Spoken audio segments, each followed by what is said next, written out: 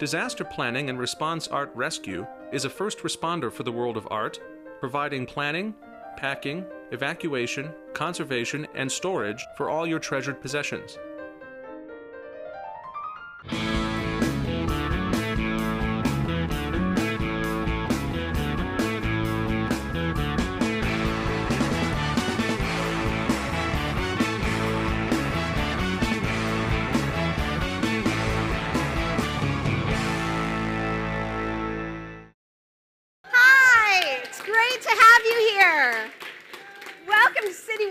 Isn't this just a beautiful room?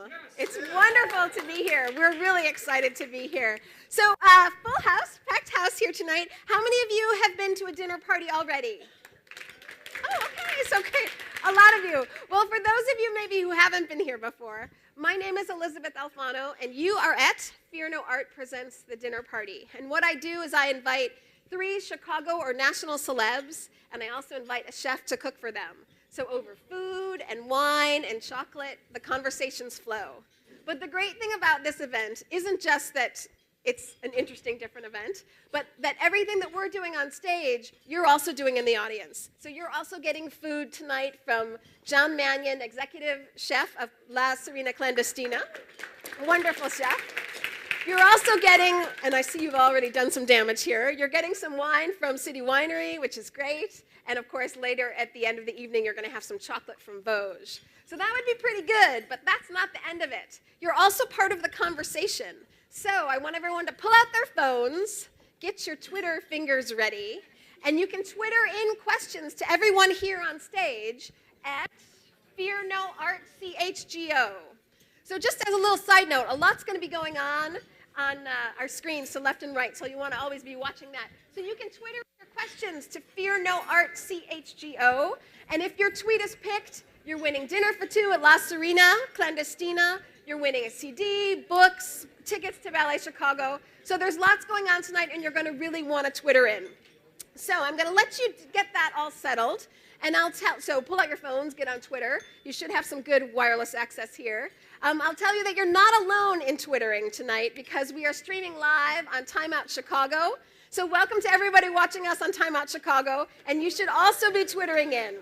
You are watching us on Time Out Chicago, Twitter in, and you can also win prizes. So while you guys get all set up on Twitter, I'm going to take this opportunity to thank my sponsors because I love them, and nothing happens without them. So I want to thank VAC Inc., which gets us up technologically and gets us streaming on Time Out Chicago, and I could never do it without them.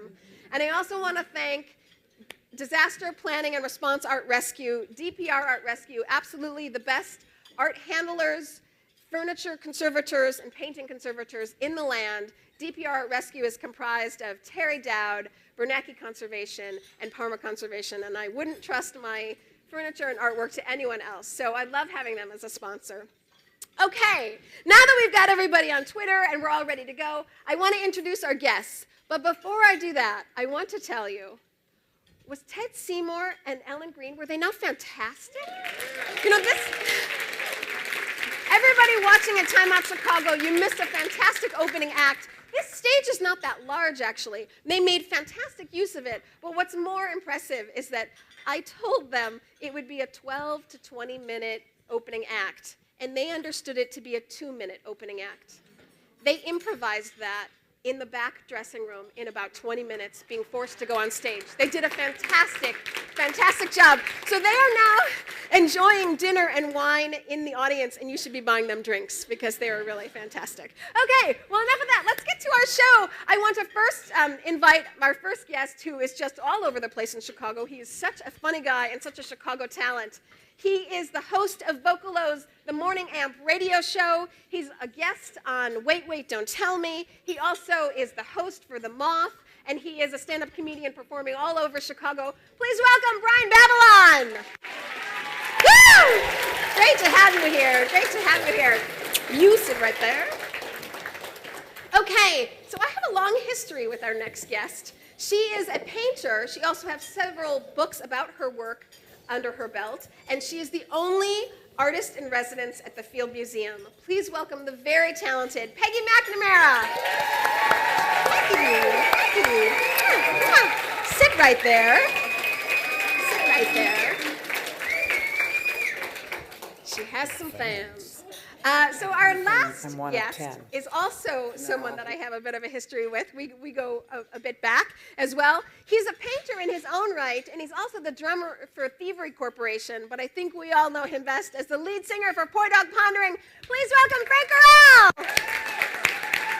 Mwah! Sit. Thank you, sweetie, for coming. Thank you, honey, for coming. So, of course, I want to join my guests, but I would be remiss if I did not say we have John Mannion working really hard for us in the kitchen, bringing out some great stuff. He's going to be joining us in a little bit, and we'll be looking for that. Ooh, food is coming our way. Wow, thank you. Okay, so I have a lot in common with my guests, and they have a lot in common amongst each other, even though they don't know each other, which is something that we usually do here. We bring people together who don't know each other. But before I talk to them, and I'm very interested in doing that, I first want to see how John Mannion made everything that we have on our plates. So let's take a look and see what John Mannion was doing in the kitchen for us.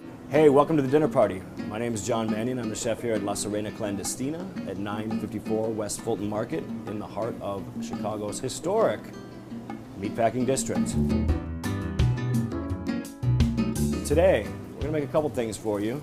The first is going to be sort of a house specialty of ours. We sell more empanadas than anything else, and it's not even close. We make them daily in sort of the Buenos Aires style, which is to say they're baked in the oven, never fried. We always have one vegetarian, one meat, and that changes more or less daily. Today, what we're doing is a braised fennel, oyster mushroom, and cheese empanada. It's paired with a kale salad, and I'll go ahead and show you how we do this. The dough we make ahead of time, punched out into rounds. And keep in mind, when you're ordering empanadas here, that we do this every day. It's a labor of love, because this is how we do it. There's no machine other than us. So you take your pre-made filling, as so. And this is the vegetable, this is the vegetarian fold. That way we always know what the empanadas are. Different empanadas have different folds. This, real simple, you just fold over and over and over and over and over. And it looks real simple, but try doing that 100 times in a row. It gets old real fast. This goes in the oven.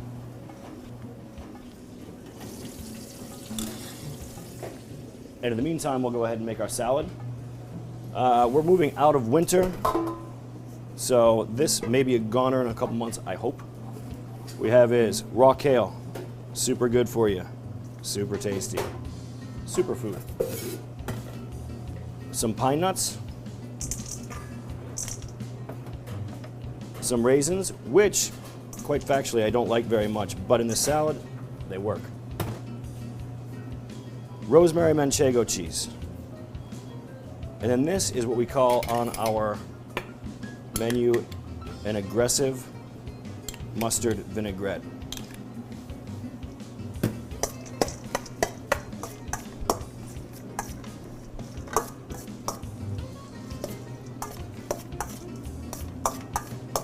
Wee bit of salt,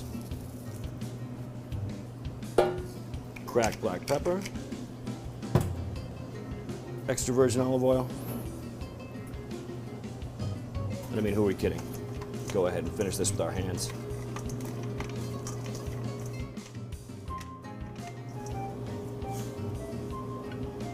We will go ahead and plate that up. And at this juncture, using the old Julia Child method, our empanada is done. Braised fennel, oyster mushroom, and cheese empanada paired with a kale salad. Enjoy, and we'll be back in a little bit.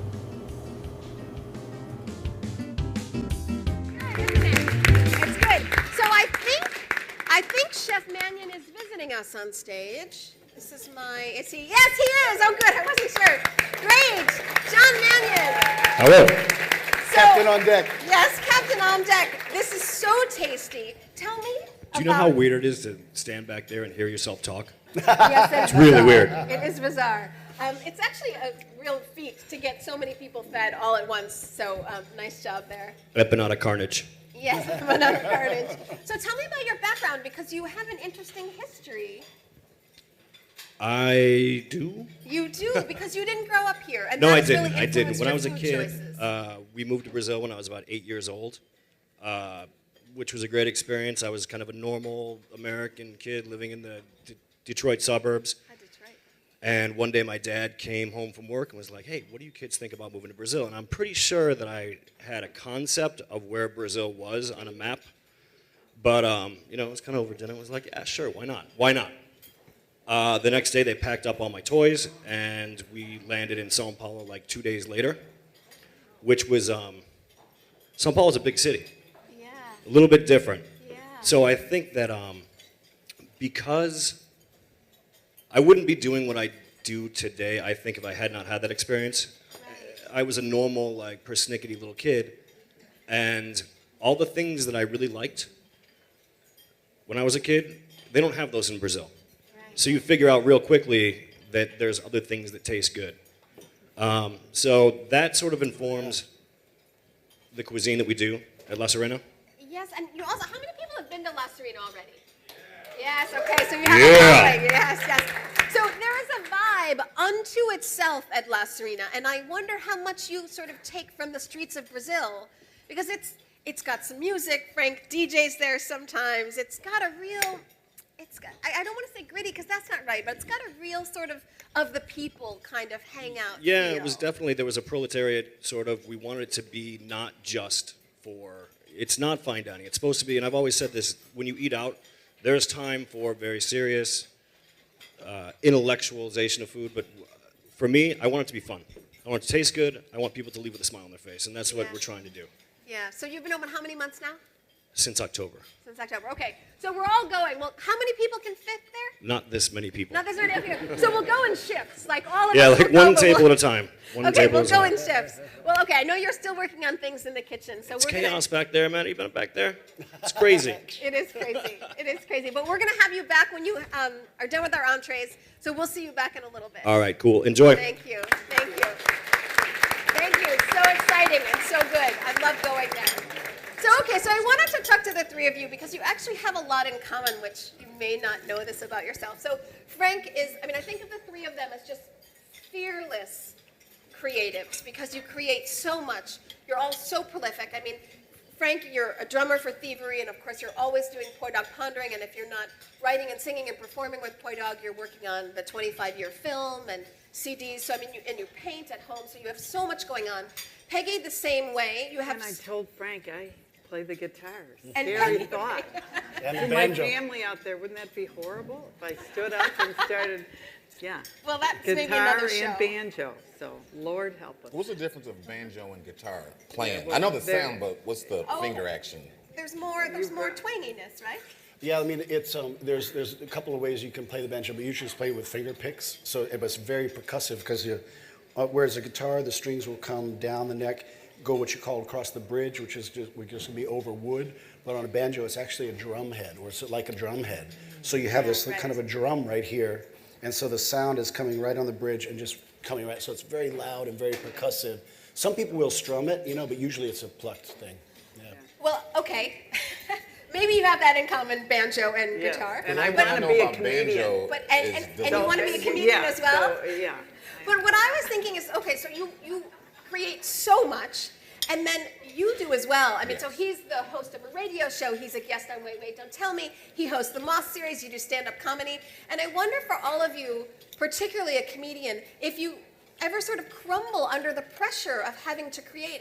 It's a double-edged sword. You just see me in the back crumbling. I'm sorry. Well, it's the hardest for comedians because not only do you have to produce on stage, but a friend asks you out for coffee and you've got to be funny. Like you have to be funny all the time. I'm not funny at coffee. No, that's you're not funny where at I'm coffee. the least funny at the Starbucks. I'm not funny 0%. Okay. All right. But you have, I guess you have to be, if you're a funny person, like, hang out with a lot of famous comics, and a lot of these famous comics that I hang out with, they're just regular people, but when they get on stage, that's when it lights Something up. comes alive. But like that. That comes alive. That came from my core. I see.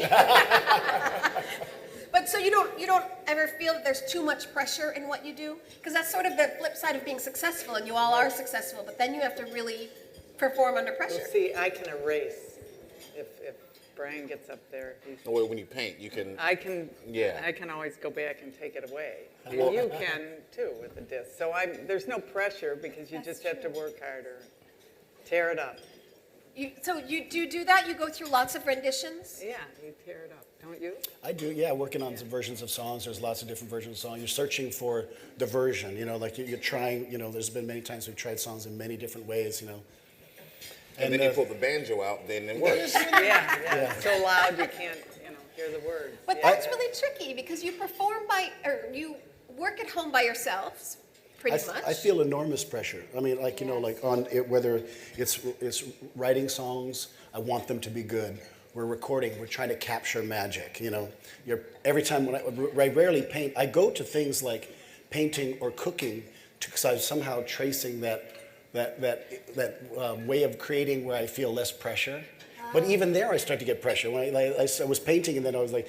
It always felt like to me there was a moment when I was excited to paint something and I started, and then about halfway through it's a disaster and you're trying to save it, and then it's really hard, and then finally you wrestle and you save it. But that's why I went to cooking afterwards. I had to go to another place. I think most people go to drinking, not cooking. Yeah, well, that one I have. That's a constant. Actually, the pressure is in not being able to do it. As long as I can get the time to do it every week, then I'm fine.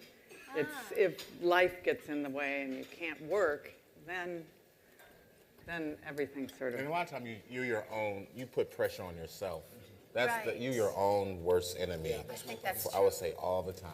Yeah, no, I think that's true for everyone. I mean, here we're talking about artists, but I think everyone does that to themselves as they become their own worst enemy. I don't care if you do spreadsheets. You Yes, can find right. a way to do a spreadsheet better than you did the last time. Yes. Even your accountant. Right. It always works out. But this is really tricky because if you work at home and you are your own worst enemy, then how do you wrestle with that inner voice that's always judging, always criticizing?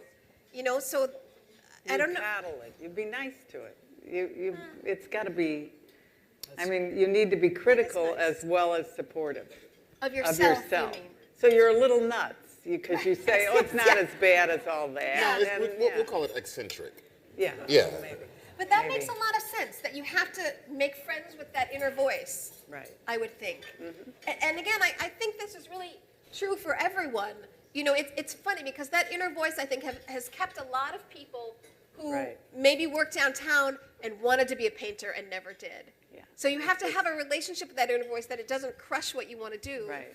But you're Hopefully. still critical enough to keep pushing. From teaching, I think it's so important to sort of nurture this thing. And it's deluding yourself because none of us are going to be any. I mean, there's Leonardo and then there's all the rest of us. So, but we're lucky to be doing it. So we just say thank you, That's a good point. Yeah. And keep going. Yeah. And then what happens when you find that you've got something and you don't like it and you put a lot into it and you have to face that's actually not very good. Yeah. And then What's really weird is sometimes when you don't like something and then everyone else likes it, then you're like, oh damn, that means I have to do this because the customer's always right. So then you have to trick yourself into believing like, oh shit, I guess that is funny, even though I think it's stupid. So then you just Wait, have so to there do have it. been times when you didn't think it was Oh funny? yeah, like that's funny. Okay. And then you just agree. have to do it, and then you learn to love it. And then you learn to You love learn it. to love it. Wow. Well, I have a tweet for you. Let me see if I can pull this up. So the person who has tweeted is winning. Are we giving away 2 tickets to the Moth or 2 tickets to Wait, Don't Tell Me? Both, not at the same time, but 2 separate people can win a pair of tickets to Wait, and then you can. I'll give 2 pair of tickets to the Moth. That's easier. Okay. Well, let's see. Okay. So for the first one, C. Rife, you work in a variety of capacities all over the city. How do you use your position as an entertainer to transcend barriers like socioeconomic status or race across the city? Wow, did you earn those tickets? Wow. That's a question. Do you need it again? Yeah. What are you? Right, what's Hey, go back to grad school, bro. What is that? Sweet Jesus. Okay, you work in a variety of capacities all over the city. How do you use your position as an entertainer to transcend barriers like socioeconomic status or race? Oh, okay. Well, a lot of my comedy deals with race, life, stuff like that. And then I think my morning show on the Morning Amp, which is one of the premier radio broadcasts in the morning Sure across is. America. Absolutely right. None of us will miss it. Yeah.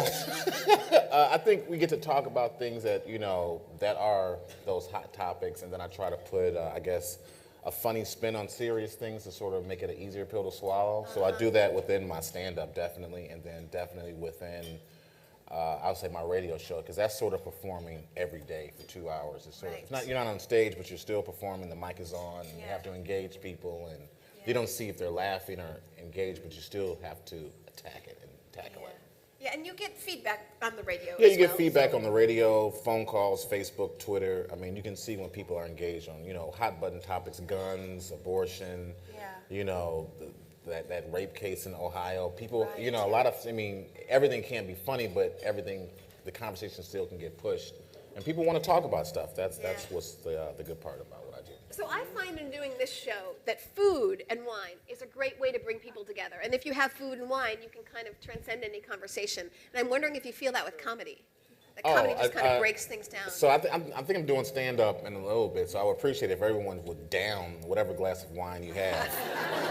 And it'll make it much easier for me. And then, I would say, people having a good time always helps. I wish we would have liquor at a wait taping. That would make it a real interesting. Well, okay, so Peter Sagal was on this show, and I told him that if you had some alcohol, because Peter Sagal is really hard on himself, just like you guys are talking about the inner voice and the inner critic. He's really almost to the point where he can't work. It's so hard. No, Peter's a good guy, and I always give him big props to letting me get on the team. And they have a serious brand at the weight.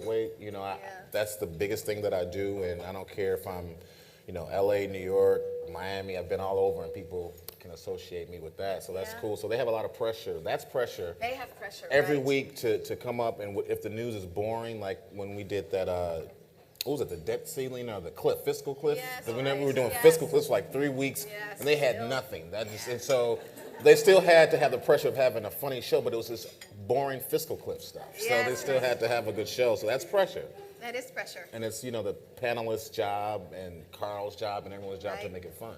Yes, right. Lots of pressure. Well, how would you feel if we put you under some pressure and asked you to perform a little bit? How do they feel? How do you feel? Do you want to perform? All right, you ready?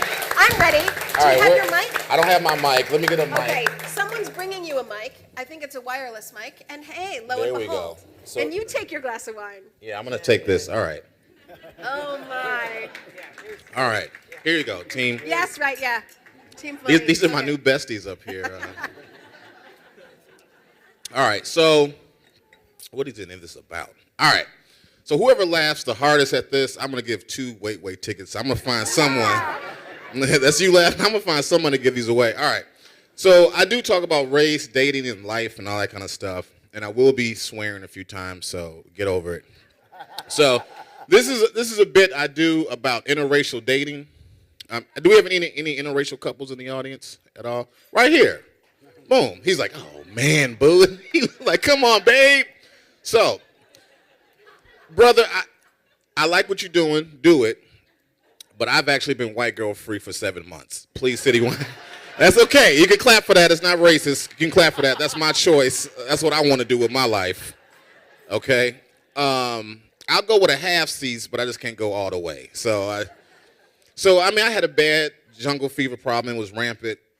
It's super rampant, where I would be on the prowl looking for Lincoln Park, Trixie's, and hanging out. And I would go and find wherever they hang out at, like at the watering hole. The watering hole for white girls is like the Lululemon or the organic farmers market. Wherever they're at, that's where I would be on the prowl looking, okay? So I got to find something that makes me look non-threatening because I don't want to scare them off. Because I'm tall, ruggedly handsome, and I don't want to startle them.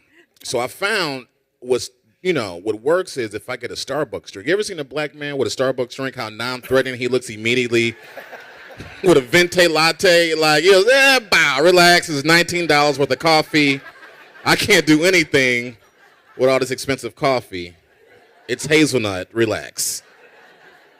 Okay, but you got to keep the lid on the cup. That's the key. Keep the lid on the cup, because without the lid on the cup, you're just a well-dressed black man asking for spare change. So keep the lid on the cup. because loose change will ruin a coffee drink. Like, Blue, bitch, I'm not homeless. Wow. It's happened. All right. So I would take my Starbucks drink down to the organic farmer's market, and I see a pack of Megans. A whole pack of Megans. Talking over about the portobello mushrooms, about New Yorker articles and Lululemon outfits and stuff. And I'll have to let off my white girl maiden call. And it was something like this. It was like, ba-do-da-da-do-da-da-do-da, la-do-da. You just wait. It will be always one Megan that strays from the pack. Like, oh my God, what was that? It works. It works. That's an example of a joke. That's an example of a joke. I had this other routine where I was, and this is not the crowd for this, so I'm making fun of everyone in this room. So just buckle up. I got into an argument. I'm into makeup to breakup sex. I'm into that. So if I date you, I argue with you, and then we'll be making love an hour later, okay? So I got into an argument with this girl about organic stuff. Like, I think organic food is a scam. I know it's a lot of Whole Food shoppers in here. It's okay. But if you buy an apple for over $6, you're an asshole. Okay? I'm sorry. You're ruining the economy with that shit. Stop that. Apple should not cost over $6. I don't care if it was water with baby tears. You should not be eating that. So she went out and bought some horrible organic purchases. She went out and bought some organic roll-on deodorant, which was horrible because it didn't work because she was stinky like 20 minutes later, okay? Now, I tried to be a non-hack black comic. And what you guys have seen a hack black comic, they go on stage and say, hey, black people do this and white people do this. That's hack. But I will tell you the differences between the BO, okay? You ready? I'll tell you this. This is real. Go to a cocktail party and say this. Okay, black people BO smells like if you take a whole bunch of strong, pungent marijuana and put it under someone's armpits and have them walk around in the summertime. That's black people BO. It smells like OG Triple Kush. That's the smell of it. You know this. Okay. We're comfortable with that, all right? White people BO smells like the following. You ready? He's ready. If you go out and buy a can of Campbell's chicken noodle soup, you pour the soup out the can, smell the can, white people BO. It's metallic. It smells like a stinky robot. It's just weird. So she went out and bought this organic roll-on deodorant, which I think roll-on deodorant is weird because roll-on deodorant feels like it's a midget licking your armpit before you go to work. It doesn't feel right when you put it on. You notice that, right? It's like, this doesn't work. All right. Then she went out and bought some organic kitty litter. Now, thank you, sir. You feel me? Because she's an asshole because she owns and loves his cat. How many dog people do we have in the room? Dog people. You know what? I've said that before and had a more robust response because this feels like a cat crowd, but it's okay. It's okay. Okay, it feels like a cat crowd. So she went out and bought this organic kitty litter, and a cat is horrible because a cat will take a dump in your house and go play with an empty pack of cigarettes in a minute later because a dog, if a dog takes a dump in your house, the look in the dog's face, because the dog cares about you. A dog's like, hey, man, you didn't let me out last night. I got to, a cat does not care about you. 0%. So they gave me the light. Long story short, we're going back and forth, and then I move into my physical moves, was pretty much eye contact and a French kiss contest, and I won the contest, and then we're making love, and then during the love make, she's like, oh my God, this is amazing, but are you wearing a condom? I'm like, yeah, I'm wearing a condom. It's organic. She's like, what does that mean? Exactly. Exactly. Thank you very much. That's stand-up comedy.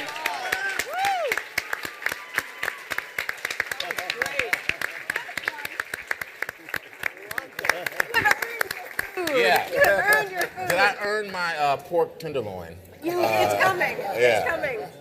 Well, okay. So it's hard to follow that. But I have a quote from someone else. LeBron James. Have you ever heard of him? Yes. Have you ever heard Good of him? friend of mine, the LeBron. Okay. He's a basketball player. I just learned this. Okay. So. Wait a minute. Wow. What did you say?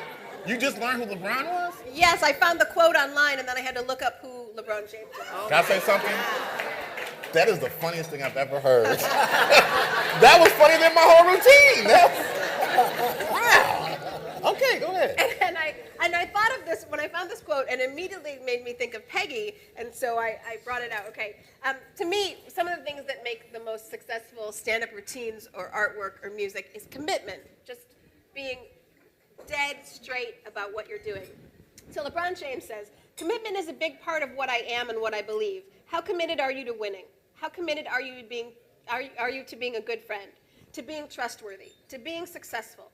How committed are you to being a good father, a good teammate, a good role model? There's that moment every morning when you look in the mirror. Are you committed or aren't you? And I love that quote. And I think of Peggy because Peggy sat in the Field Museum for 10 years painting lifestyle. What an idiot. No. I should have been a little bit. And I played basketball. I could have, you know. She also played the banjo and basketball. But she painted. I could be making money. And instead, I sat in the Field Museum. 10 years in the Field Museum before anyone asked her, what are you doing? And she said, well, I'm painting here. And they said, well, let's see what you're painting. And she had painted their entire collection. And they said, well, maybe you should be an artist in residence here. You would just go in.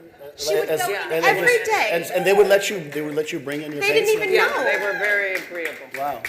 Well, you could cark in front for free. Yeah. And if you were teaching, you could get in for free. So Yeah, I yeah. just made it my studio.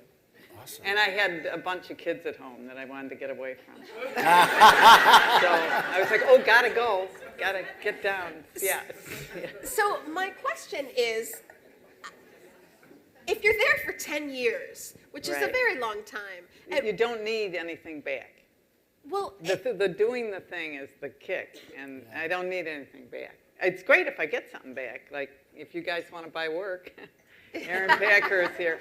You know, but you got to do it, right? You do it because you had no doubt in those 10 years if you were on the right track, or if it wasn't a relevant question. I was happy doing it. How do you tell if you're a good painter? How does a painter tell if he's a good painter? You're like, oh man, I'm awesome. Or does someone have to tell you, like, do you have to get critics? I don't wait around for anyone to tell me. It feels good when I get it right, and I trust that.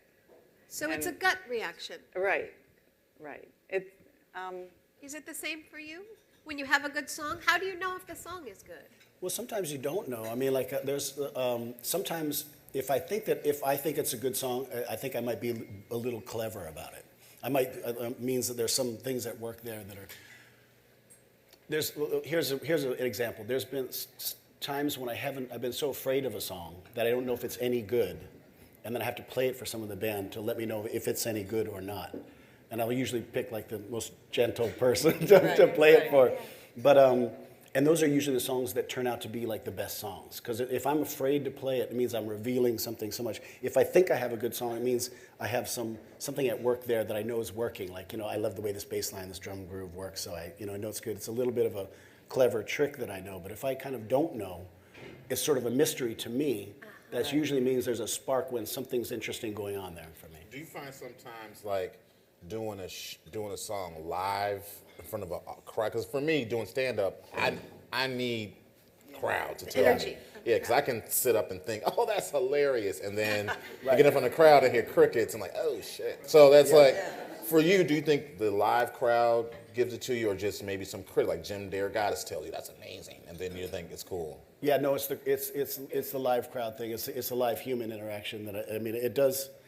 That's why I make stuff, at home, so I can take it out and do it live, and then interact with the people. Because I mean, if you are playing it right, which I imagine it's the same with the comedies, like if you're kind of, you have good material, you feel in a certain mood, you're feeling a mood from the audience, you can feel it start to snowball and it just gets better, And you find things you didn't even know you could do or that you couldn't do, reach certain notes or how to move people in a certain way. I have another question. Yeah, please. Like for us, like painters and comics, we're kind of loners in our artistry, but you depend on, if the bassist is not hitting that bass line correct, he's ruining your vibe. I mean, how do you deal with other people The ensemble. helping you out? I mean, we've been a band for coming up on 28 years now. And so some of the people, I've been in the band with a couple of people for 28 years. The youngest person, meaning they've been in the band the shortest amount of time, has been 16 years. So I have a deep history with these people, so I kind of know already. I mean, it feels, and everybody's older and they're more mature, they're not as temperamental. I mean, when we were a younger band, there'd be like temperamental stuff, or, you know, there'd be different problems that would happen. And I think now, you know, you have that feeling where I trust all my shipmates, you know, on stage. I trust them, so. Now, And can I tell you my best critic story? Yes. I'm sitting at the Can museum. everyone hear her? She has the softest. yeah. Okay, yes. Well, I'm sitting there painting, and a bunch of school kids are around me, and there's this girl staring at me. She's maybe 10, and I'm drawing the thing, and you know, everybody's very quiet and respectful. And finally, after about 5 minutes, the girl said to me, "I want to be you." And I was like, "Yes, you want to be me." I mean, who cares if it's any good? I'm sitting in a museum drawing it, you know, I'm not, so. That's great. I take that to heart more than. Do you guys feel the same, that it's the satisfaction that you get whether the crowds are laughing or the sales are coming through? I think, well, I don't know. I think I like feedback after shows, but, you know, people who are like me who tell me they like me is great, but I like when old white people say they think I'm funny. I'm being honest, like, oh, yeah, like, oh, you're so funny, like, really? Wow, thanks. You know, like, you get you get where I'm coming from. Yeah. It lets me know, like, my comedy is more universal, that I can, you know. Yeah. Because I get scared. I know some comics will get terrified to do a show here. You know, they're looking out at, oh, God, this is not my comfort zone. Yeah. But if you get what I'm saying and you think it's funny, I appreciate it. Well, just like your tweet. So you've been transcending.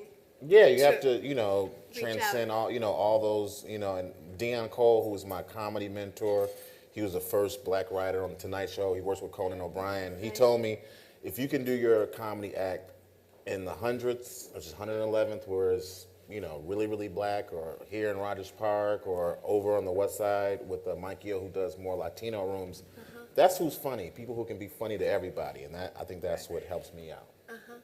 So speaking of tweets, I have a tweet here for Peggy from Wales H. Rubbery. People often put science and art on opposite ends of the spectrum. Ooh. How have the two influenced each other? So she works at the Field Museum. Yeah, I think we're parallel. Yeah. I think we begin with observation. We don't know where we're going. We hope the thought we had is what we develop, but usually you discover something along the way that's better than what you thought up. And that's the same for science. That's the same artists. process of the scientists and what I'm doing. Yes. So Peggy has a beautiful book that I did have on the table, and I don't wanna know get it. where I it have went. it. Oh God. Okay. My dinner party's falling apart. Okay. Yeah. He's coming back in theory. So Peggy has this beautiful book that she's done about how explain it. So you work with the scientists to put the books together, and so you can bring together a scientific look at the birds through your art. So Is that I right? went upstairs and started painting insects. What a treat. I had painted every bird in the place, and insects are everything. They're furry, and they're just fabulous. Every color. Thanks, Yeah. Frank. Thank you. Yes. And I thought, well, there's nothing around here, Chicago. And the guy, one of the scientists, kept saying to me, why don't you just concentrate on local insects? And I said, what? There's what, spiders and roaches, you know? But then he started bringing me these beautiful insects from Illinois. So that became the Illinois insect. Big seller, big book seller. And everyone's dying to get my book, you know, so. But there's some interesting stories at the Field Museum. So talk about the bird migration. And Yeah, so McCormick's the next book is bird migration, and it's just, they get so excited about things that we don't get excited about. the scientists. Yeah, like, oh my God, there's this bird over at the shed. You'd hear him running around. Oh my God, you better get over there because he's on his way to, and so you have to stop. Or there's, what are the pelicans migrating over, you know, you'd think that they won the lotto or something, and they all go running outside to see the thing. So it was mainly that this bird went to Costa Rica. And I've been to Costa Rica. It's a hassle. You have to change at Miami. You have to. And he's this big, and he went. So that 5 years ago, I thought, well, I'll write a book on stuff that migrates. And so hence, this is coming out. So look forward to it, guys. It's coming out in May, right? Yeah, It's coming out in May. Yeah. But a lot of stories about. Yeah, I mean, they're funny stories. I think. I mean, I wrote a little artist comment for each thing, so it's not all science. It's more about just what I found amusing. See, I'm edging over into his territory. But it's interesting what you do, because you really bridge the gap between art and science, because a lot of what you do for the museum is a detailed scientific drawing as well as an artistic drawing. Right, right. But I'm not really an illustrator. Right. But anyway, so what I working with the scientists entails me doing it and then sitting outside their door till they edit. That's what it is. And begging them to, yeah. because it's for lay people and they're scholars. Yes, you know. they're so detailed and really so beautiful. And I'm not. Yeah. But what I learned from you is I didn't think of Illinois, Chicago in particular. I didn't think of on the path of any great migration. Oh yeah. Really. They come right down the Mississippi. It's amazing. And then they crash into the McCormick Yeah, building. McCormick Place and Yes. yeah. And I pick up dead birds in Evanston. It's great fun. Well, You go in the morning and you actually can learn what the bird. You know how the bird guy is like, oh, and you're like, there's Right, your, yeah, you missed it. my thing is. But when you pick up the dead bird and then bring it home and you lay it down, you look at it, then that's how I've learned. Now, do you paint dead birds in your house? Yeah. Yes. Do you like repose them to how? No, that's okay. how Audubon did it. But no, I like dead birds. Yeah. You do like dead birds. I like Okay, dead so- birds. They hold still, Yeah. so I can erase. Yeah. Get all that Good. rustling around, bird. Yeah.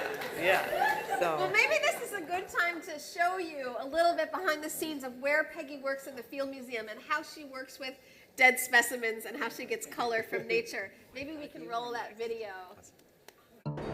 Peggy, thank you so much for meeting me. I'm fascinated that you're the only artist in residence at the Field Museum. well, I was here probably a decade before they gave me a title as artist. And I was a resident here. I came every day to paint, and therefore, after my work went into an exhibit, then suddenly they gave me a title. You're working on such a large scale, so how do you sort of Yeah, organize I sort of- everything? And your paints are on the floor, and this The is on first- your knees. Again, the first half hour is awkward, Yes. just the big piece, but then once I get the drawing going, I roll it up and I work in, I go like this and go over it. It's worth it because I can take a life-size specimen home. Right. Yeah, you can So- get actual size here. Yes.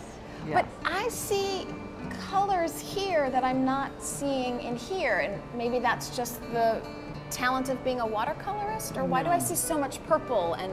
Well, I started out as a colored pencil person, and for that you have to layer.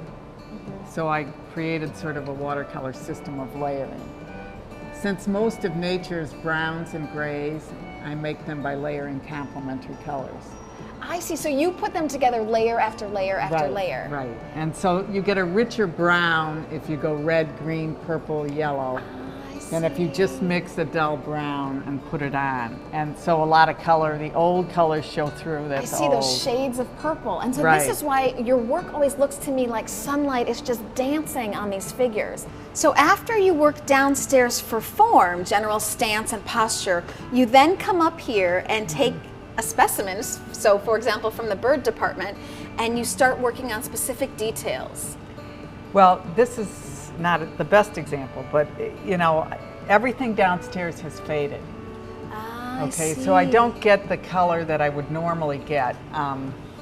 For instance, this red start downstairs is sort of ochre, and up here it's a bright orange. Right. When I hold it in my hand. So I just make adjustments in two ways. One, I hold the specimen, and two, I have Dave, the bird curator, come by and tell me whether the pose is right or... So the scientist will comment Yes. on what you do. So many colors, every color under the spectrum is in this bird. Right. The way they're put together is not random, even though it may seem random, like in here. This green, this olive green, could be mixed from that and that. Oh, I see. So it You is its see? own palette of Right.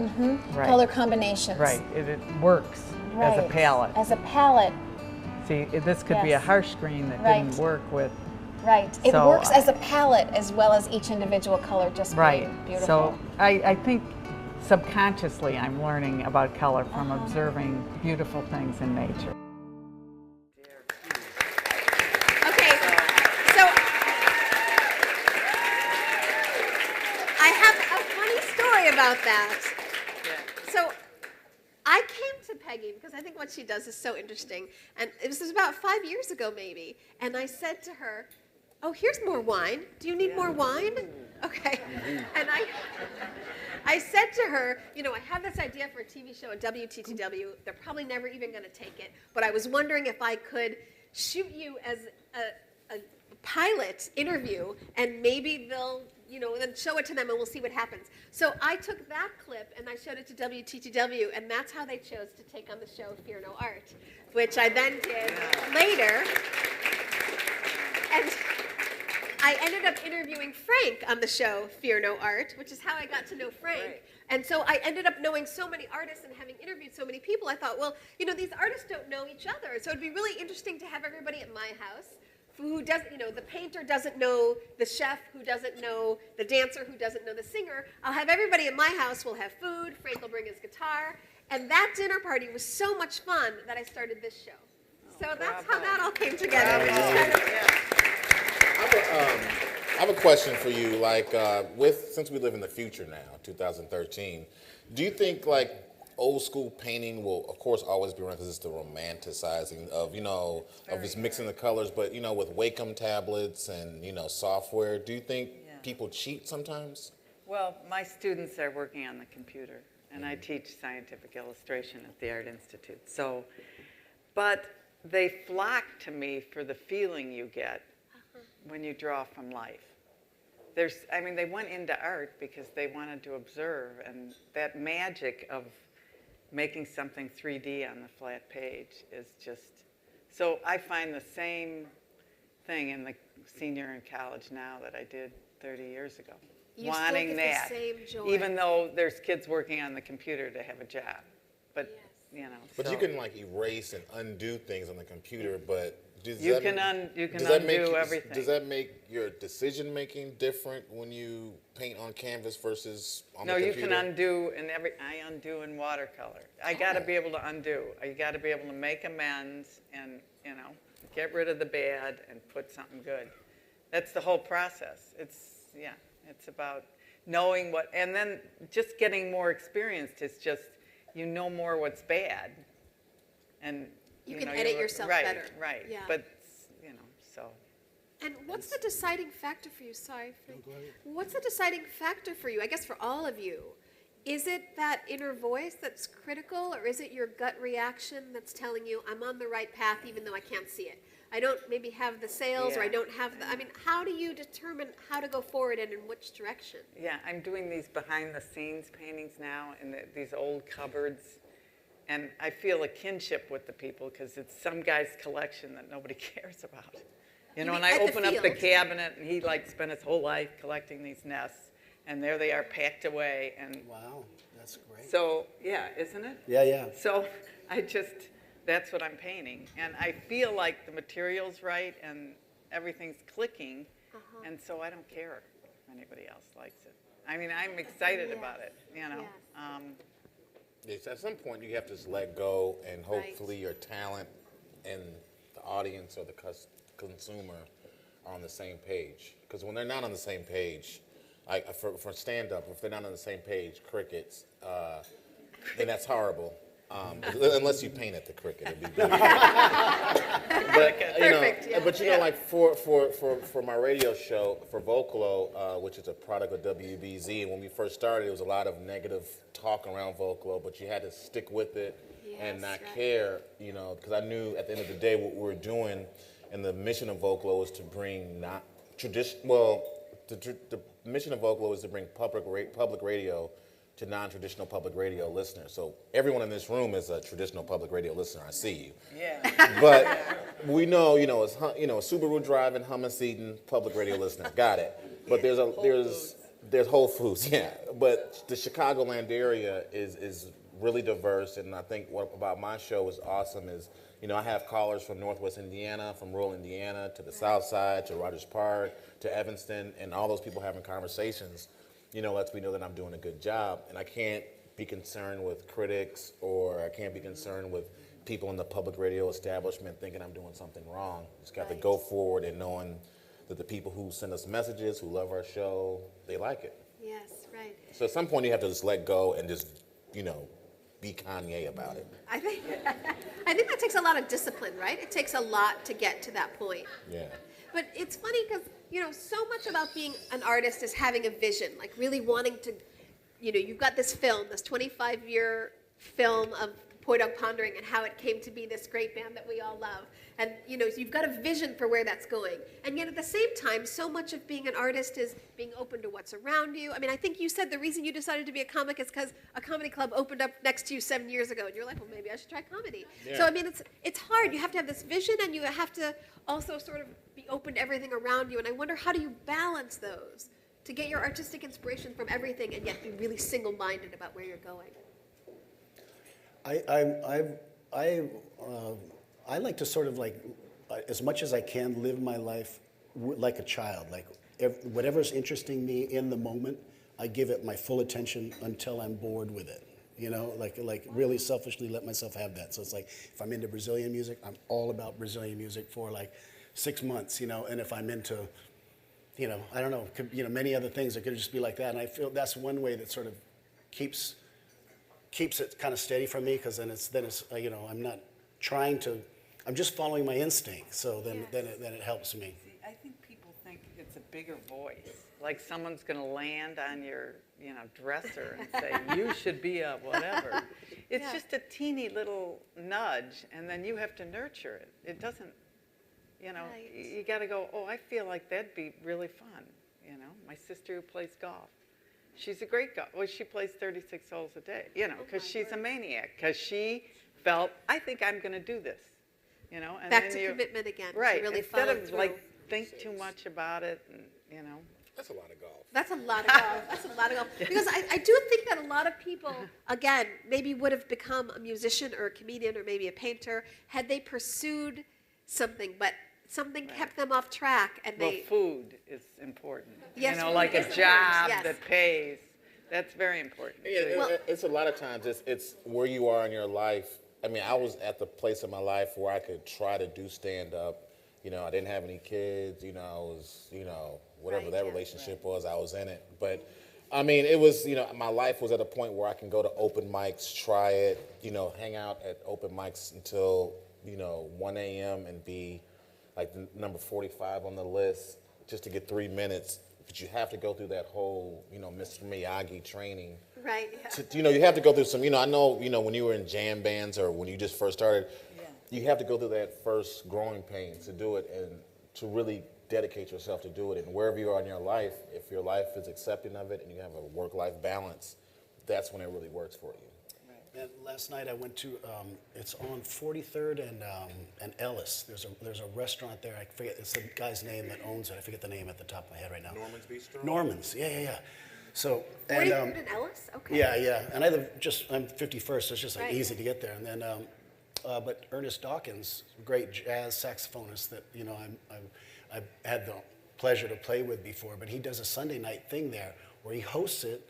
It's free to the public. You come in, he's got all these different musicians, young players that are coming up, and you can just see, like I was in there one night and there was just like 8 saxophone players, all young guys, waiting their turn to get on the stage with Ernest. And Ernest runs it like a jam session. And for me, what it was just like, Ernest travels the world. He travels the world, but every Sunday night he's got the jam session there, and it's like an engine room. You're watching all these players just play. They're playing, Caravan again. Right, but they're finding new ways inside of that thing, and they're stretching their, the drum. I can see the drum if they're trying different things, and I don't do it like that. If I'm touring, then I'm playing all the time. I'm at home, I'm doing stuff, but I don't really have an engine room where you're kind of like, you're being tested. Like I imagine if you're going to these comedy nights and you're having to stand up and you're doing it on a regular basis, you're kind of like testing yourself all the time and fine tuning the thing. And Do you find sometimes that you wish that you can find the energy that those young saxophone players, because you've been in the game 30 years, so you might not have the same energy and drive, but sometimes I like to still go to open mics sometimes just to hang out with young comics, just to talk about jokes or try new jokes, and just because when you start getting too fancy pants, that's when you lose your way, and I never want to be that person. I don't know, but you guys, when you start losing touch with reality, that's when you start stinking. Yeah. And how define losing touch with reality? Is it synonymous with being a commercial success? Oh no, I want that. let's be real. I want that. But even that's why like a lot of friends of mine who moved to LA, they have to come back home here to Chicago to really get back in the comedy way of things, because you can go to LA and then audition this and that, and you lose the edge of what made you funny. What made you funny is riding the green line on the CTA and seeing funny things and writing it down. I mean hanging out at Spago's on Sunset or whatever that place is. Not so funny. It's not so funny. What's funny about that busboy? Nothing. Yeah. But you find your edge of just living life and doing what you do. But you bring up something else. I mean, what happens when the muse doesn't come? So you're looking at the busboy and you just can't find a thing that's funny. So you still have your pen in your hand every morning. I mean, that's what writers say, and I believe it. You sit down and you do it. Or you can go through old stuff. Sometimes if I can't find some new jokes, like I haven't thought of a new joke in a week or two, I'll go do an old joke that I haven't done in a while, and maybe you can revisit it, or just something else spark that creativity. Or Call me. yeah, oh yeah, or honestly, I'm gonna be totally honest with you. It's non-comedians who are the funniest people. Like, what the hell did you just say? That's hilarious. Yeah. And then, But see, I think a lot of that is just being open all the time as an artist. Yeah. Some people just, you're so busy, because we all get so busy, maybe you don't hear and see things, but you're still constantly looking. I don't know. I think there's times to do, like, I used to always try to keep like a notebook on me, and I always write down when somebody said something, oh, that's great. That's a great combination of words, or whatever it was. But then there's times when you get tired of being that guy, and you want to just like live life and sort of be in the moment of it, and then go to write about it later. But I don't want to always be the person trying to capture the idea as it's around. But sometimes you just want to live, and then you want to work. And I do know that for sure, if I am writing on a regular basis, I'm going to come up with way more material. I mean, just the act of writing, there's for sure, I'm sharper. If I'm listening to music all the time and I'm writing, I do a lot. I mean, the big thing for me is if we're recording a record, it might take me, I'm a slow writer, it takes me a long time. It would take me 4 years to write a record. Wow. Or what I think's a record. Like, okay, yeah, now I've edited these 30 songs down to 12 that I really like. Then we'll go in the studio and record it. But interesting things happen, when we recorded 7, for instance, we went in, we had like 15 songs that we had boiled down from lots of demos. We already knew these are nice songs, they'll be fun to record. We replaced half of those by stuff that was written in the studio while we were playing. We just kicked out like ones I'd written 3 years ago that I thought were great, and we're like, no, this one's better, So it's interesting, and when you have the fever pitch going, then the material comes. Yeah, so you're back to that concept of being committed. Just showing up every day. Yeah. Like Isabel Allende says, the author, you show up, and finally the muse shows up too. Finally something good comes. It's in Movable Feast, I think, and Hemingway talks about how, he's laying out some of his writer things. These are, I'm going to give two, Jeff Tweedy and Hemingway. So Hemingway would try to write on semi-regular hours, and he would never leave until he knew where he was going to pick up the next day. So if he was stuck in a story, he wouldn't leave until he did it, but he had tricks, like he would go, like he'd just peel an orange and try to do it all in one thing. So in other words, he's basically tricking his mind out of the writer mind. He's doing something else, and then he's hoping that's going to lead to that. And then, all my best ideas, I used to have a Vespa motor scooter, and I'd be riding around Hawaii, and it would be like, I would get great lyric ideas, and I can't do anything about it, And I realized that when your motor skills are preoccupied, your creative mind can kind of go like, oh, cool, he's busy, I can go, Isn't that funny? Because I had a chef on the show, Jared Van Camp, and he would say that whenever he got into a creative rut, he would take a shower, because the act of like washing his hair, all the ideas would flow, because he was now preoccupied on the most basic, inane thing. Jeff Tweedy, I read this thing with Jeff Tweedy where he does stuff like where he'll take like an Emily Dickinson poem, and I don't know what verbs or nouns are. I cut out of school a lot when I was a kid. So he would take all the verbs from like an Emily Dickinson poem. He would take all the nouns from a newspaper or something like that, and he would write them down, the ones that interested him, and then he would try to he would write words, to connect them together in ways that, like the juxtaposition, that would just kind of, it's like it was a trick to create that, spark, yeah. Isn't that interesting? The tools that people do to get themselves jumpstart being creative. You know, the other thing, you've been talking about just keeping at it, and I'm thinking, and here's your white crowd out here. Having a kid sure teaches you to just, it's not going to work out the way you thought. Right, yeah. You know, I mean, when you have a family or you get married or any of those regular things are like the third day, you're like, oh my God, how do I get out of this thing? You know? And I think that prepares you for, it didn't work. I got to go back to the... Yes, so that you're not I'm used to things not working. Yes. and sometimes things can work like that. For that seal joke was the seal joke for a minute, and the seal joke, I came up with it when I was hanging out in Germany trying to find myself. That's what I thought people do. They go to Europe to find themselves. Yeah. So, I was hanging out with this German chick, and I was like, oh man, we're doing Seal Heidi Klum thing. Wow, wouldn't that be funny? So that whole da-da-da-da-da, that was the punchline. But actually, all the parts that came with that to build it up, like the old Starbucks part, came 2 years later. When someone said, you know what you should do? You should add this. So, when you leave things open enough to, pick apart and make things happen, I think that helps you out. Because a lot of times I would say the muse is people who are not comedians, because people that are what? Who are not comedians. Like a lot of times, people just say funny things that can help you out, and it's being open, like you said, to help your creativity out. Yeah, I have a tweet for Frank. So this person has won the CD set, right? For does that come with the movie or the film?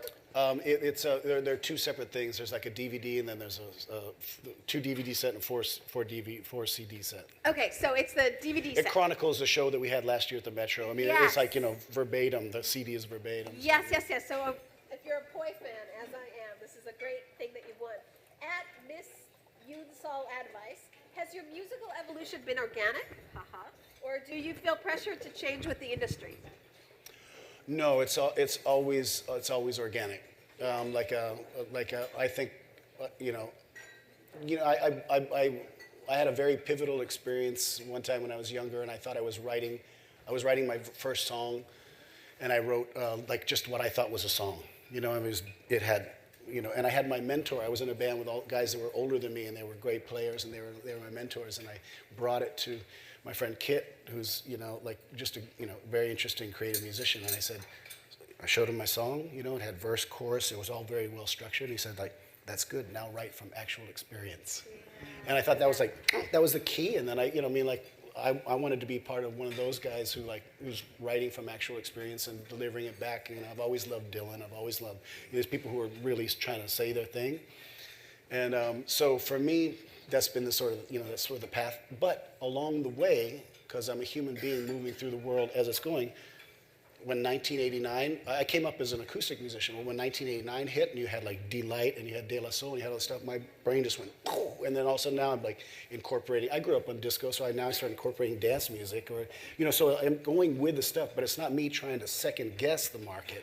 It's me just being a human being passing with the time and being inspired by the moment. So. Would you ever make a dubstep song? I mean, what are these kids listening to these days? I know. I mean, I wouldn't. I mean, I personally, I can't stand it. Right. But it sounds crazy. It's kind of a one-trick pony. I mean, people say that about drum and bass, but I still like drum and bass. It was more interesting to me, But it's kind of it feels like a one-trick pony. But I stepped back from saying that. I would only say that if it was just the four of us at the table. No, I wouldn't say it in public, but that I don't like dubstep because it's not really. I don't really care about it that much. I just don't. But if you were to ask me, I would go I just don't feel it. Okay, so dubstep. You're gonna have to tell us all, just in case people don't know. I don't know LeJane. It sounds like an angry robot. Yeah. It probably sounds great on a video game or in an action sequence in a movie. Yeah, if you're gonna shoot them up. I like some of the things that Frank's saying though, because there's some benefits to being older, right? So you process things differently. You're not trying to second guess the market. You're just going with your experience. These are all some of the great things that come with age that maybe the young people who are sort of the engineering room, they don't have that in the same way.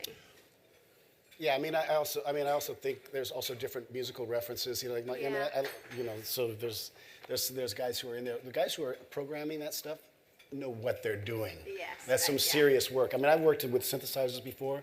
I don't even understand how they're getting that thing. So they're all, respect. It's all in a world, and I know they're enthralled by it. You know. So. Yeah. And I think youth sometimes, like youth, like a younger comic can do things that I could never do. Like, hey, I'm gonna move to LA and try, or I can move to New York and try. Like, anybody got time for that? I'm too old for that. I do things more calculated. Know, shout out to Sweet Brown, you love it. But I think that young people have like the sort of the energy and the I can do it and take a chance. Yes, where if you're right, older, yeah. you're like, hold on a second. I might be a busboy in Santa Monica, washing cars. But so how much does money affect your decision? Getting paid or how much I have? Well, getting paid, like, because you're saying a young person will run off to LA and they don't. And they'll try. Like I can have 7 roommates. I can have 3 jobs, and I can eat ramen noodles forever. Yeah. I don't know. You've heard both. You've heard people who started late and made it. You've heard people who did that young thing and started early. But it's just who you are as an individual, like your commitment, your passion. I think all those things, play a part. There's other things that work too, where you learn what you want to pursue and what you don't want to pursue, and what's a good use of your time, what's not a good use of your time. I noticed that for me, it's sort of like it's like going like, okay, I know I should maybe do this rather than just move out to LA and do it again. I started to go like, actually, I'm focused on my work. I'm trying to relate back to. There's something you were saying earlier that I felt like this relate to, but there's something about like. I kind of lost my train of thought. Yeah. I think also it's like having the business sense too. Like being older, like for me, I don't have an agent.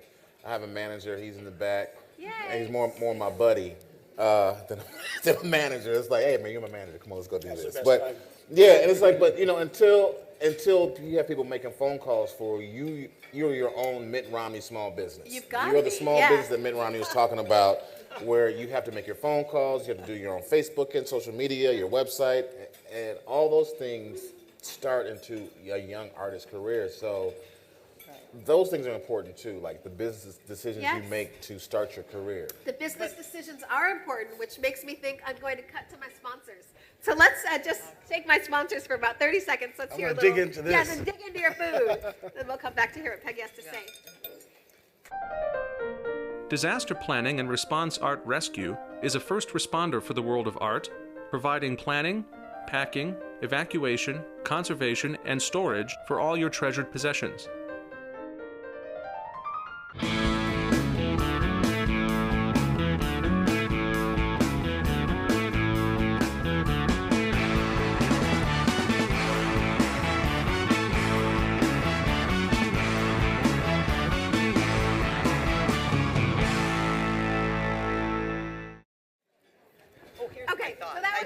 Sweet, we're back. Peggy has a thought.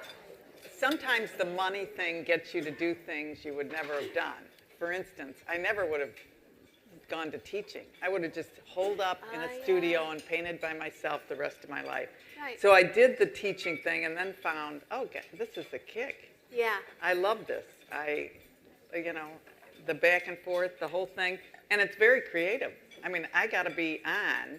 Like, I was hoping you'd, come to my class and do a routine. Oh, yeah, I love it when there are connections made on a dinner party. But, I mean, I've got to go 9 to 4, so I got to entertain. Right, yes, of course. Well, go ahead. You have a new gig. I do. Who would have known?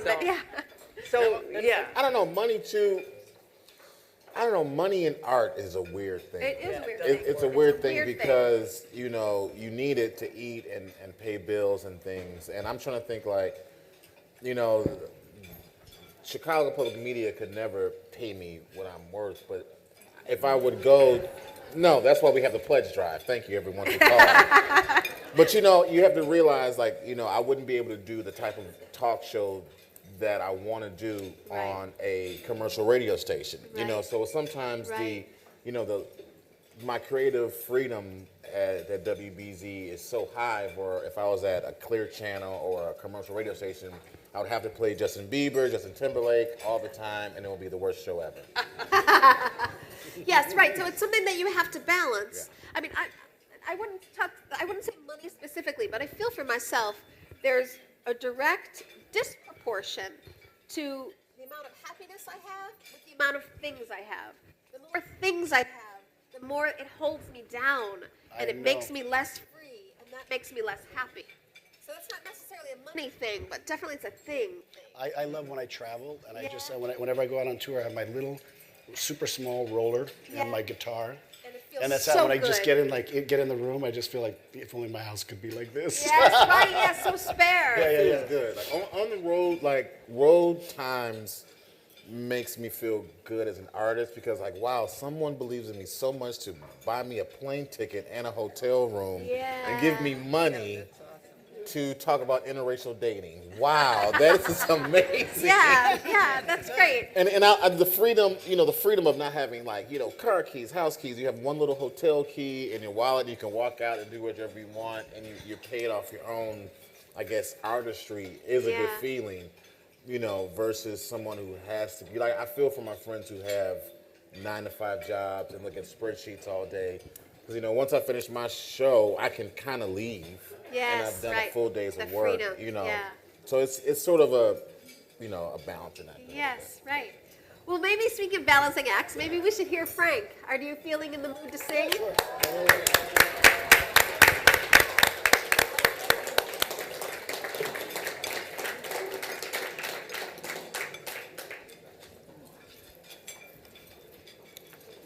I like this chair because it matches my pants.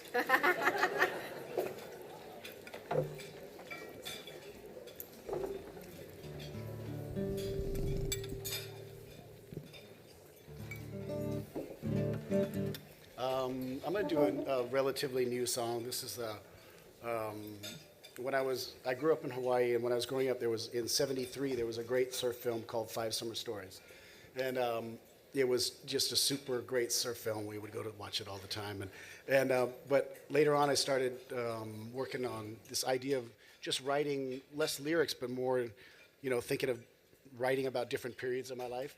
And so this song is called 3 Summer Stories, and it kind of talks about three different eras, when I was a young surf rat, to when I was a bicycle motocross kid, to when I was kind of a mod punk. So this one's called 3 Summer Stories.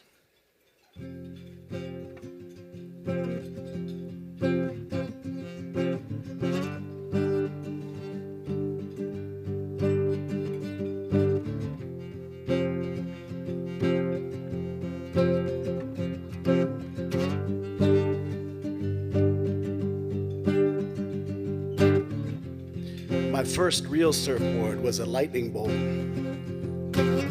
I was so stoked, I practically slept with that thing. Some nights before we'd be going out surfing, man, I was so excited I could barely sleep.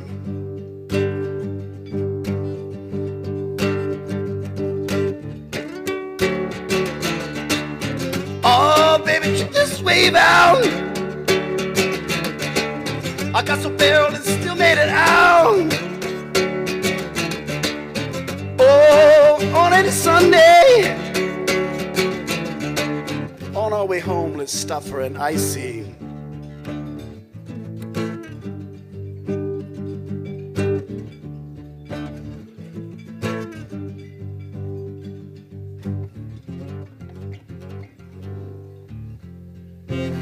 We used to trick out these old Schwinn Stingrays,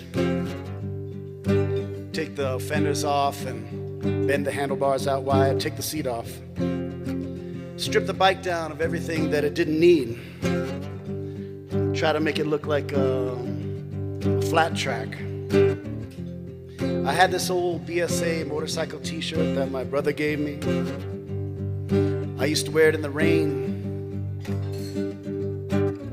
We'd set up bicycle motocross things in the park, set up a ramp, see how many trash cans we could jump.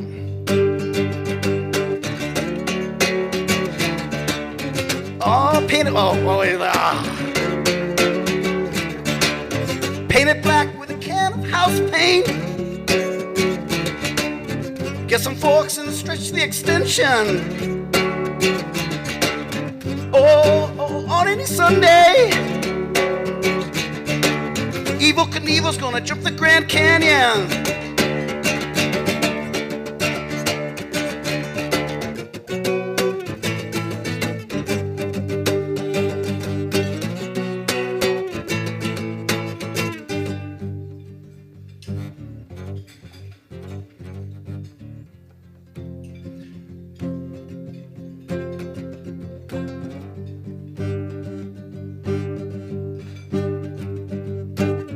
Back in my punk rock mod days, I used to drive a Vespa motor scooter. I had this beautiful little 150 Vespa Sprint that I brought out on the windward side and drove it home and never forget it. I painted it maroon and cream and decked it out with a Hawaiian flag and a bunch of mirrors. We had a little scooter club. It was total quadrophenia. We used to go out riding and go out dancing to ska in Waikiki. I mean, we were cool in the gang until Marky crashed and Mikey died.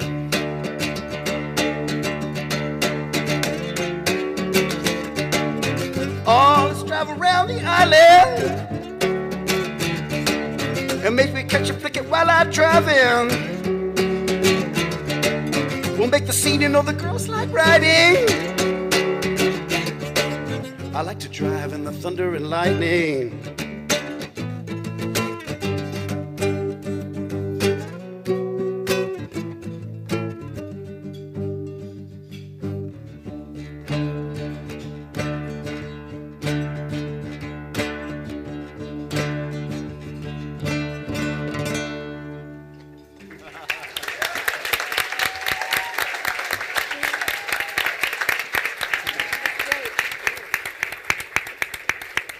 Okay, well, I think that was so good that it's not really fair that John Mannion doesn't get to be a part of this. Yeah. So let's check out how he made our entrees, and then we'll bring him on stage to join us. Hey, welcome back. Main course. Tonight I'm going to be making a roasted Slagle Farms pork loin, black bean risotto, chimichurri. Very simple, very delicious. Let's go. So what we have here is risotto, which I'm sure you're all familiar with. This is being cooked with a fortified pork stock. And then to that, when we're almost there, we're going to add our black beans. Our beans are cooked with, I guess you'd say, everything left over, all the bits, all the ham ends, all the sausage ends, all the rib tips, all the good stuff basically. And that's what gives us this amazing flavor. This doesn't require a whole lot of salt, and the beans are cooked with bacon and ham and all kinds of good stuff. Want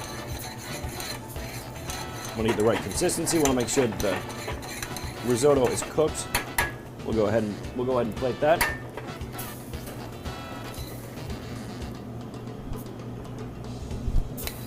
So, black bean risotto in the Brazilian style, and then we're going to pair that with a little pork overkill. This is a beautiful Slagle Farms pork loin, simply oven roasted, skin on, no seasoning but salt. I kind of feel like it doesn't need anything else. You can hear the cracklings.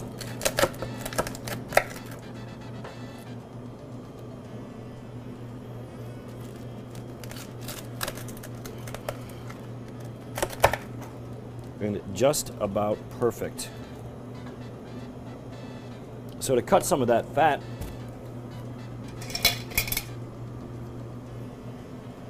use some chimichurri, which is sort of the ubiquitous condiment of Argentina. Garlic, parsley, vinegar, olive oil, oregano, chili flakes, salt and pepper. That's it.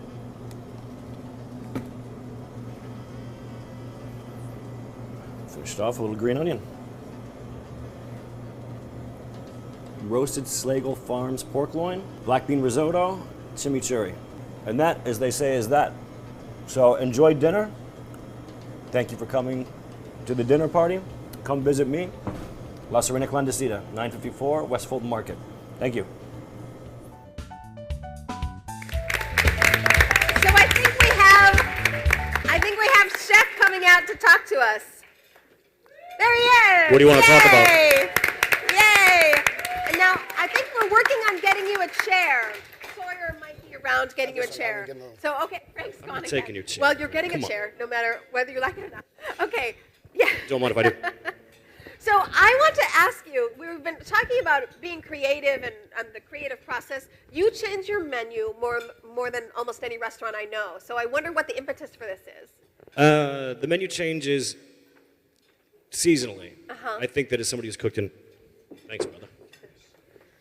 As somebody who's cooked in Chicago for a long time, we suffer through the winter.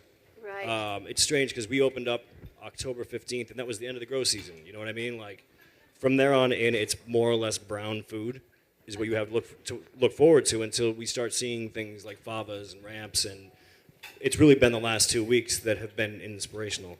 So, I mean, it's hard to even imagine how excited we get about something like English peas. You know what I mean? It's like, but it's green. It's something from the ground. And that, to me, that always dictates how we cook. You guys eat. No, because your back is to the, so. Sorry. So speaking of English peas, I have a tweet for you. This person is very lucky because this person has won tickets or dinner for two at La Serena Clandestina. Nice job. At Pear Garden RJ, how has the multicultural Chicago inspired La Serena and its flavors? To a great extent, I would say. I mean, a lot of it's my experience, but one thing, and I think we talked about this, is that I tried to keep it very focused on my time in Argentina when I was an adult, travels in Brazil, and I wanted to keep on that coast. But one thing that I think always kind of creeps into the vernacular of cooking in Chicago is Mexican food. Right, sure. Because I've lived in a Mexican neighborhood forever, and also I've cooked with really, really talented Mexican guys for coming up on 20 years. So that's always going to, like, to me, that's the biggest, other than the markets, that's the biggest Chicago influence, is really soulful Mexican food. Now, what's the difference between soulful? I've heard that term, soulful Mexican food, and then chi-chis. What's the difference between? You know, really the difference is I learned how to make mole, and I'll never be able to replicate it. I know all the steps. I know exactly what this guy, Omar Mendez, who I worked with at Moss for years, did, but I'll never have it. I can make pretty good mole. I'll never be where he was because it was his grandmother's recipe. You know, it was sort of intuitive. It was all about, he didn't measure anything. He would kind of go over here and do, you know, peel some carrots while this was roasting, and it just kind of all fell into the pot the way it was supposed to.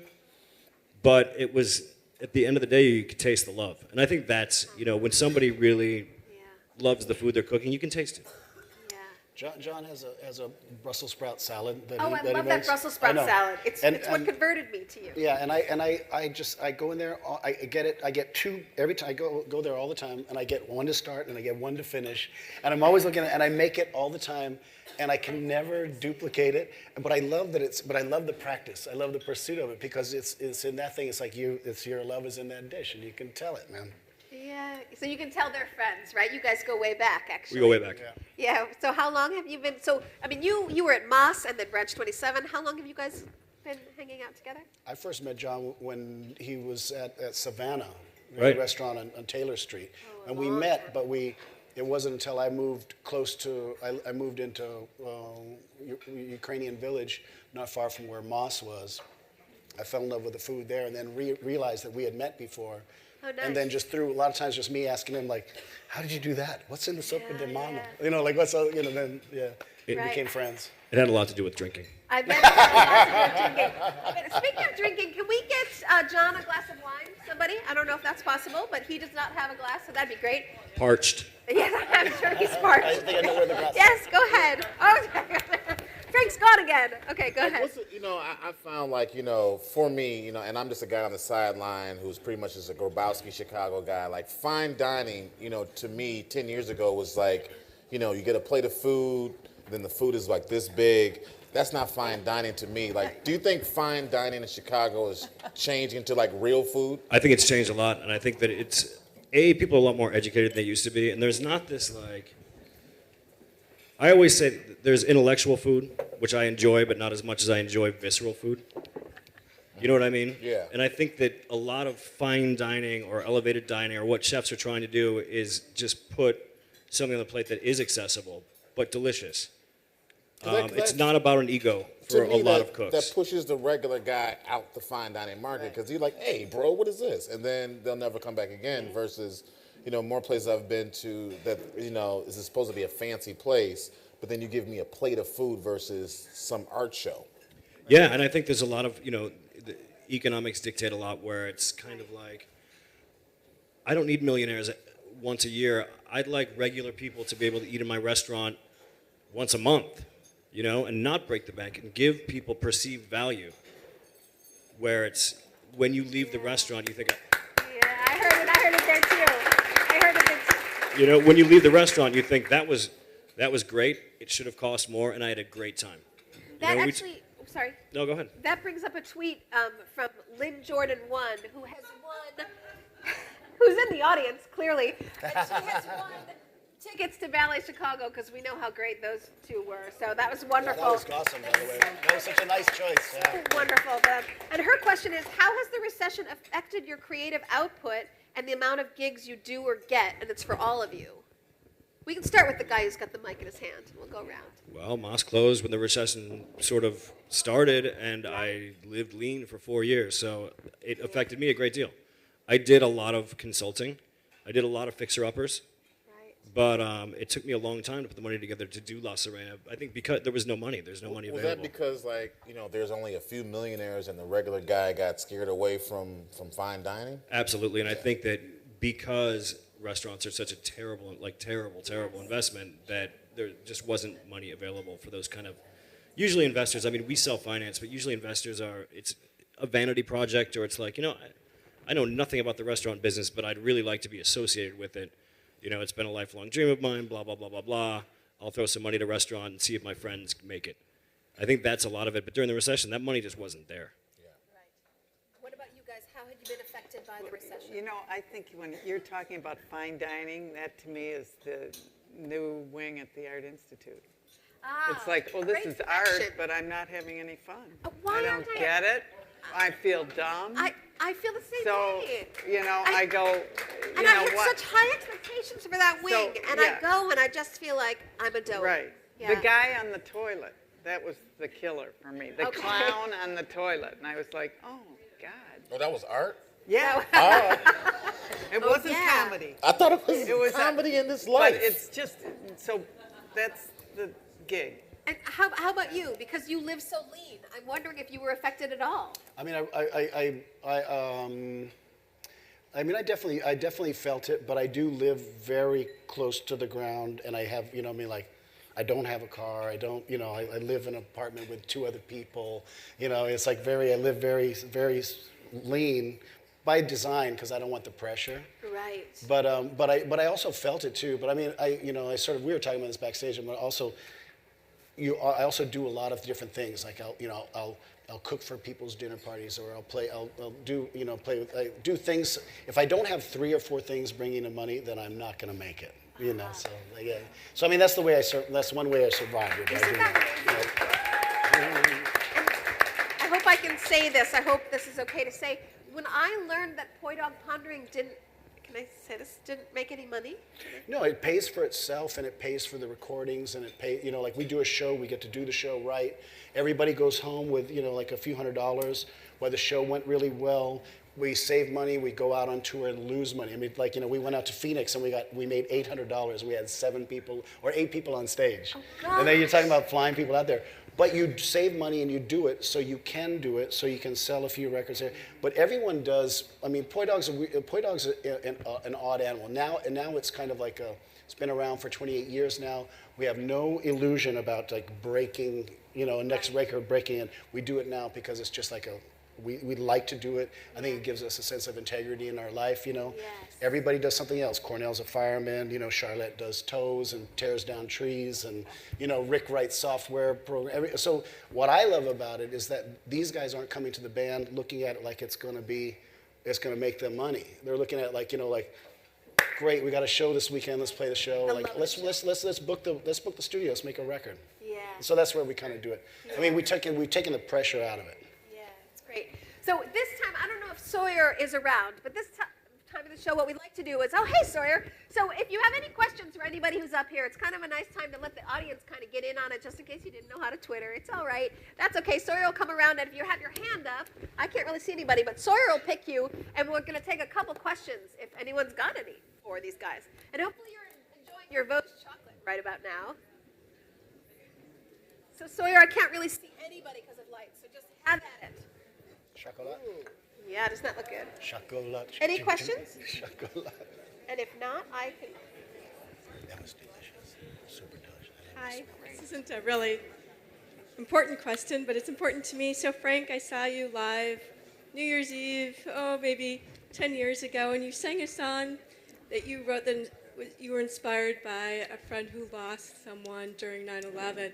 And I've been looking for the title of that song, and I don't know what it is. If you could tell me what it is and where I can find it. Yeah, I didn't. I think I didn't actually write anything about anybody in 9/11.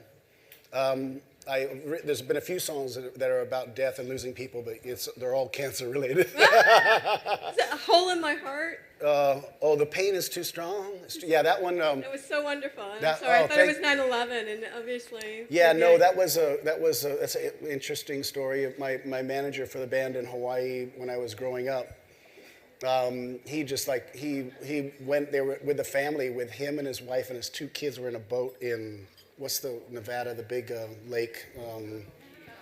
Tahoe. And so they were in Tahoe, and he dove in the water, never came up. The family's on the boat. The husband doesn't come up. So his wife was from Chile. She called me and left a message on my phone, and that's where she says the pain is too strong. At the end, she was like, basically, just tell me what happened. And she said the pain is too strong, it's too hard, the hole in my heart is too big. And it was just so powerful for me. So I had that. I used to save my cassette recordings, when I knew, I had something I didn't want to lose, And I also have one from my father who passed, and he would always leave the phone keep the faith. That was the way, so that I always felt like those 2 messages spoke to each other, So that was the beautiful bed for that song. I really enjoyed that song. Thank you. Okay, so we'll take one more. And if you ask, okay, Sawyer, she's determined. Okay, microphone is coming your way.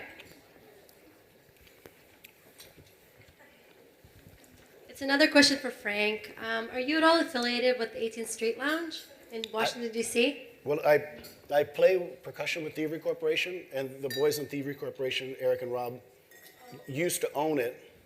And I mean, they're still involved with it, but they're not involved in the same way that they were. But I'm not personally, though. Yeah. Okay, so I have one last question before I let everyone sort of talk to the guests individually in the audience and keep drinking wine. John Cleese has a great quote that I love, and he says, being creative isn't something you're born with. It's a way of being in the world. And by that he means, if you just are determined enough, if you're committed enough, if you keep your eyes open so you've got all this inspiration around you, but you stay steadfast to your vision, there's some sort of combination there if you keep at it. Do you think that that's true, that anyone can be creative if they sort of go about living the world that way? I think there's more there than ever gets out in people.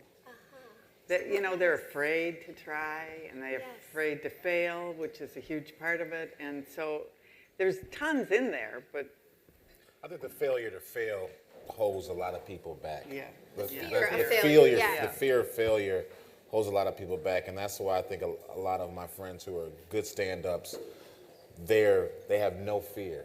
They can go on the stage and just do whatever they want, and the people who are fearless are the most funny. Even though that joke didn't work, next one. Or people who just musicians who just go out there and do their thing, or a painter, whoever it is. If you have the fear aspect, will hold you back all the time. Yes, right. Do you guys feel the same? I do. I think, in my world, sometimes you just have to kind of break the shackles of everyday life, where you get caught up in the monotony or whatever your life is. It can really sort of, if you don't work at being creative, you can get caught in a routine. For me, right. I need to find inspiration all the time.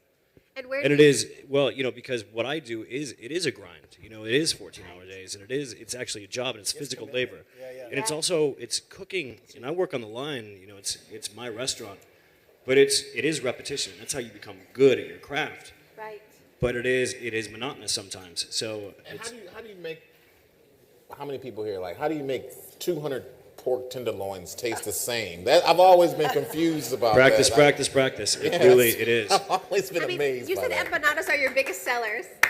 We got some fans in the audience. Empanadas are ruining my life. How many empanadas do you make a day? 200 200 empanadas on a weekday. every day. On a weekday. Every day. More. I don't know. Yeah. We're past 20,000 now, I think. Wow. Wow. People love empanadas. They were good. They were fantastic, the empanadas. Absolutely. What do you think, Frank, about creativity? Or empanadas, either way. Yeah. Sorry, I was thinking a couple of different things at the same time, but I was just thinking that I've watched John go through different periods. I am amazed all the time when I watch the amount of work. I mean, he gets in the restaurant in the before noon or something, you know, like this, in there, and then through the end of the night, and it's a long haul, and you do have to commit so that way people know the food, they know it's going to be good. Right. So I've seen John in the phase where he's just working at streamlining, has a great team around him doing that. And then I've also seen John in between periods of time when he's dreaming about what he's going to do. So there was a period of time when he and I went to a trip to Argentina together, and we were more just feeling the flavor of. He took me to a lot of restaurants and clubs that he liked. Yeah. And it was more like just feeling the flavor of those places. And then later on, I saw him at one point when he was working on just trying to wrap his head around the Midwestern palette, you know, like the Midwestern, not palette, the Midwestern things that were available here to use, like really immersing himself in that to understand what he can use from it. Yeah, and then so it does blow my mind when I think about all the work that I've seen these moments where he's boiling something down, and then I see the moment where he's in the restaurant and it's like, it's streamlined. And I'm in awe of that, you know, because it's just sort of like. I think it's really critical to being a great artist as someone who can go from seeing the forest to seeing the trees. Yeah. So you've got to be steadfast open to everything all the time. It's a journey, you know what I mean? Like anything, it's a journey. Yes, yeah. Yeah, wonderful. Okay, so we're going to end that. It's a journey. I want to thank everybody for coming here tonight. It helps so much when you guys interact. So I really appreciate it. Let's go. Of course, thank City Winery. This place is just so gorgeous. It's great to be here at City Winery. If you can see, it takes an enormous amount of people to put this show together, so I thank everyone on my team. It's been so wonderful. I, of course, thank John Mannion for fabulous food.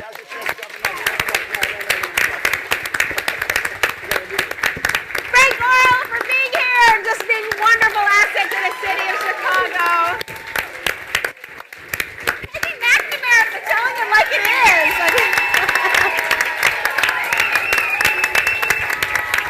The funniest guy on the planet, Brian Babylon. We are going to be back here on May 6th. We have another great lineup. We're going to be here with Lynn Bramer, who's just so fun and funny. We're going to be here with social columnist and art collector Candace Jordan, and the really inspirational Nick Bowling, who's the associate director of the Timeline Theater. Our chef will be Sean Farr of Nomi, who's so talented. Be here May 6th. Stick around for drinks. We will too. Thanks, everybody, for coming. Thanks, Elizabeth. Thanks, guys. Thanks. Yeah.